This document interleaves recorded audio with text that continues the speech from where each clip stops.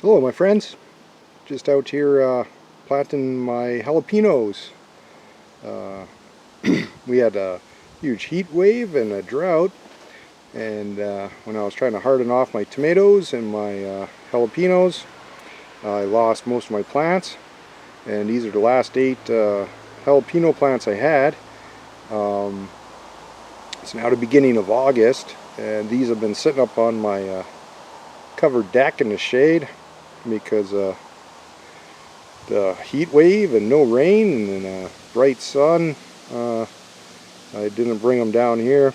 Wouldn't be able to keep them watered and taken care of as well as I would like this year. But yeah, these are the ones that survived.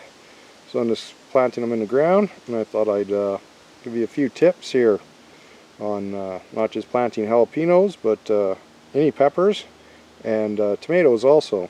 And it's the same thing I do for both, for tomatoes and for any kind of pepper. And my secret weapon to prevent blossom end rot on tomatoes and blemishes, soft patches on my peppers is to simply use this product. It's organic. It's a horticultural lime. It's calcium. I do caution that if you use more than the recommended amount or too often or too concentrated in one area, it can raise the pH, making your soil alkaline. This is alkaline, so adding too much of this can damage your soil. So it's not magic or a solution to everything, or it's going to make all your vegetables great and awesome. I do see lots of YouTube videos suggesting this is great for, you know, everything, just put it everywhere. But I don't suggest that. I'll show you how I use it. Sorry about the wind, I'm in between thunderstorms actually. First rain we're getting. But yeah, horticultural lime, it's calcium. Tomato plants, peppers need calcium, and they need it before they have fruit setting. So you want the plant to be uptaking calcium and healthy before it sets fruit. In perfect condition, then your fruit should be perfect also. No blemishes on the peppers or the blossom end rot on your tomatoes, which seems to be a big problem on Facebook and the gardening groups. But with tomatoes and peppers, it's important to have loose, well-draining soil, which is easy to attain in a raised bed. I got this handy Japanese gardening knife here. It's pretty much my favorite tool now. It's replaced my pointy stick.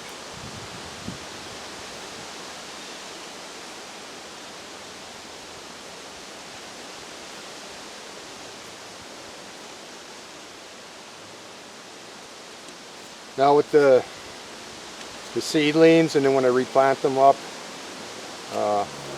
this is just like a store-bought potting mix. That's really terrible actually, and I added biochar to it, charcoal biochar, and that's all it is, potting mix and biochar.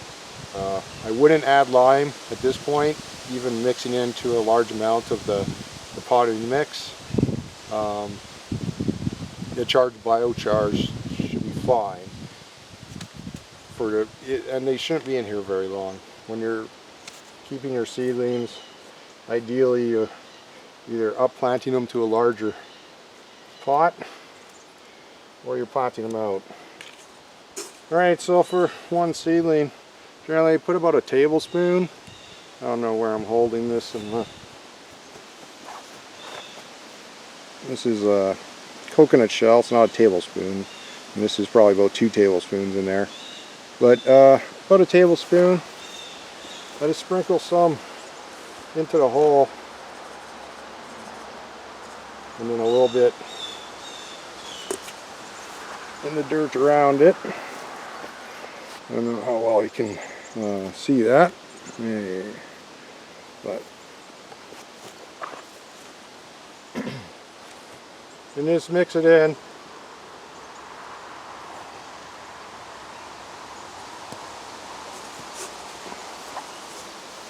I'll show you what it is exactly. It's like this comes granulated. It's water soluble. I'm going to mix it into the soil a bit.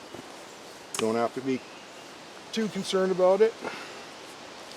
And of course, when you're doing a plant, just squeeze gently around it. Push a bit on the bottom, pops out. If the roots are all bundled up, you can just separate them like that.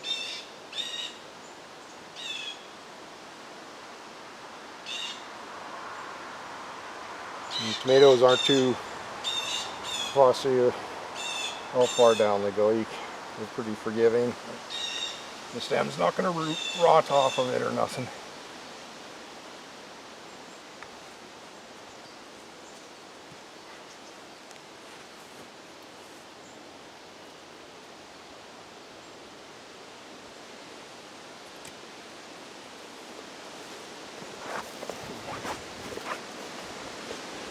This is another nice thing about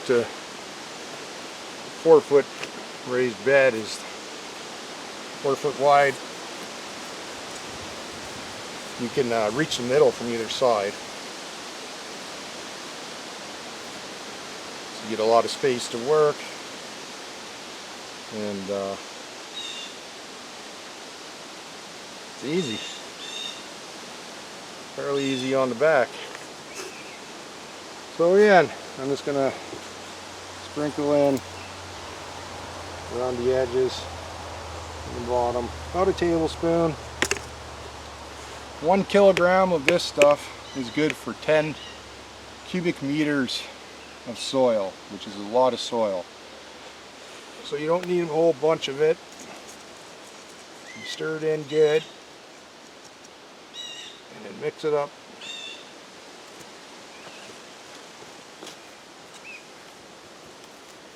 And then, as you can see there, doesn't take much to mix it in. You don't want a whole lot in there.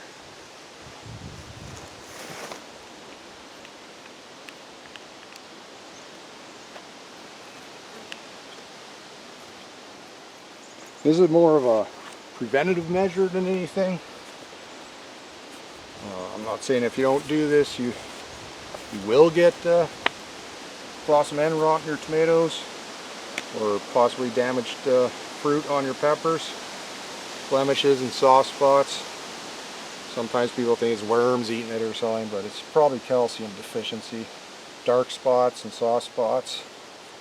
It's not, if the dark spots aren't caused by frost, like if they're happening in the middle of June or July or something, August, then it's probably calcium deficiency. But once the plant starts setting fruit, it's too late. So this is just a little trick I use. Again, horticultural lime.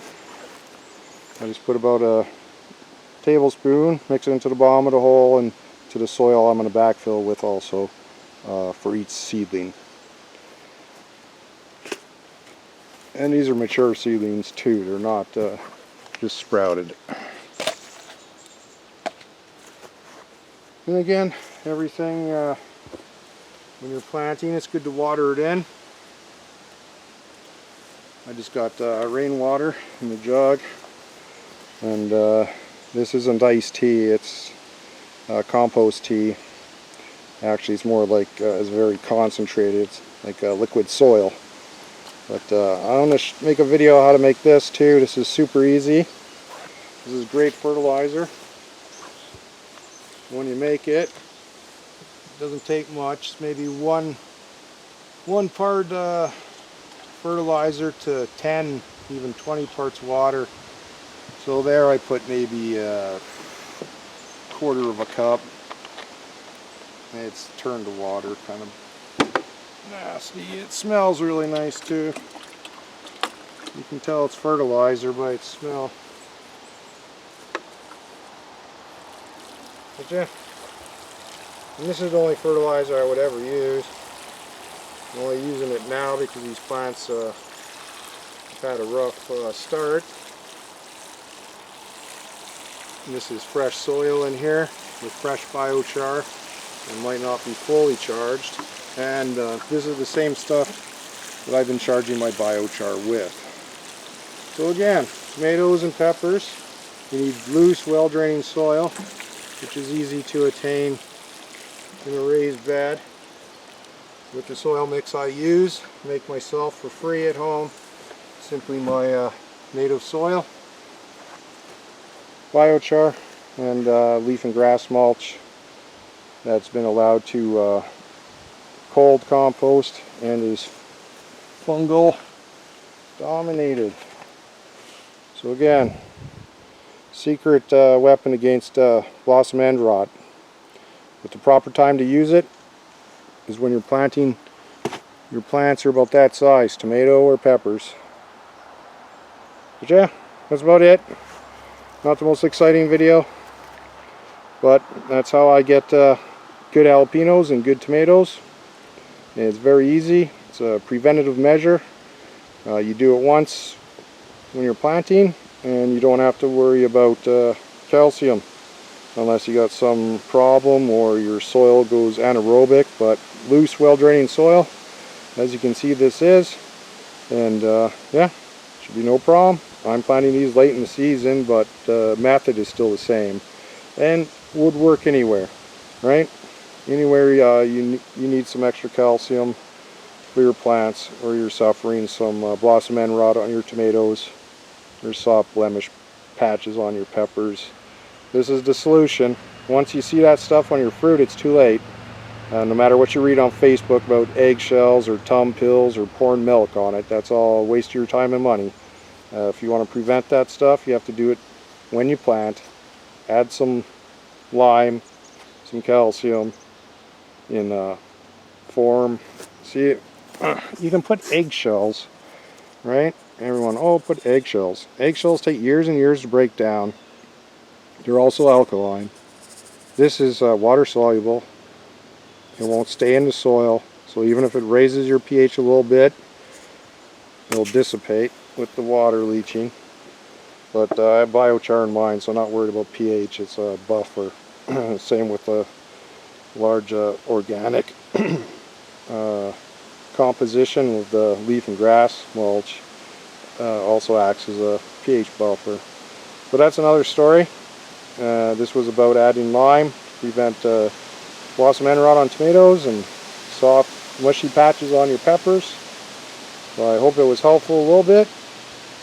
Please subscribe, leave a comment if I missed something out, or if you have something I should be not saying or should be mentioning about this.